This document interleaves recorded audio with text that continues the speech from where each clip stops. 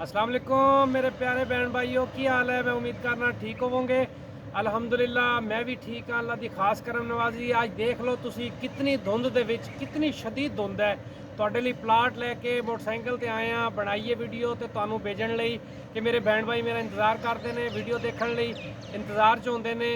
ते अज इतना ज़बरदस्त रेट का प्लाट 2.5 मरले का प्लाट लैके तुहाडे लई हाजिर होए हाँ। तुसी हैरान हो जाओगे। 125 की कीमत का प्लाट, 125 की कीमत का प्लाट। जी हाँ, तुसी यकीन नहीं करोगे मेरी गल का।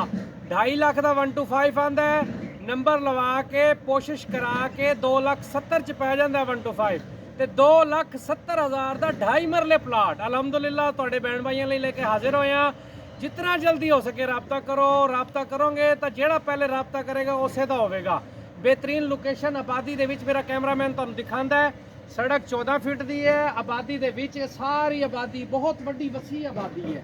और अल्हम्दुलिल्लाह बहुत प्यारा प्लाट है। सारे बहन भाई देखो और इनू जिन्हों पसंद आवे मैं डिस्क्रिप्शन च नंबर ला देंगा।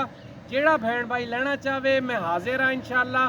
पहले ਉਹਦੇ ਨਾਂ ਕਰਾਵਾਂਗੇ, ਉਹਨੂੰ ਕਬਜ਼ਾ देंगे, उस तो बाद ਉਹਦੇ ਕੋਲ पेमेंट ਲਾਂਗੇ। और दूसरी गल मैं एक होर भी करदा जावां, किसी भैन भाई ने रजिस्ट्री करवानी होवे, हिब्बा करवाना होवे, तमलीक करवानी होवे, वो भी रबता कर सकता है, मशवरा भी कर सकता है, पूछ भी सकता है साडे कोलों।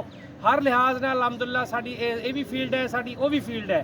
तो भाई कोई मशवरा करना चाहे हिब्बे के बारे, तमलीक के बारे, रजिस्ट्री के बारे, सट्ठे के बारे, अस्टाम कराना होवे, कोई भी काम होवे, मैं हाजिर हाँ भाइयों लई। मेरा नंबर डिस्क्रिप्शन च होवेगा, तुसी रबता कर सकते हो। मैं बाकी ਤੁਹਾਡੇ ਲਈ ਇੱਕ ਛੋਟੀ ਜੀ ਗੁਜ਼ਾਰਿਸ਼ ਕਰਾਂਗਾ ਤੁਹਾਡੇ ਵਾਸਤੇ ਕਿ ਤੁਸੀਂ ਮੇਰੇ ਚੈਨਲ ਨੂੰ ਸਬਸਕ੍ਰਾਈਬ ਵੀ ਕਰੋ, ਦੋਸਤਾਂ ਸ਼ੇਅਰ ਵੀ ਕਰੋ, ਲਾਈਕ ਵੀ ਕਰੋ ਤੇ ਅੱਛੇ ਅੱਛੇ ਕਮੈਂਟ ਵੀ ਕਰੋ।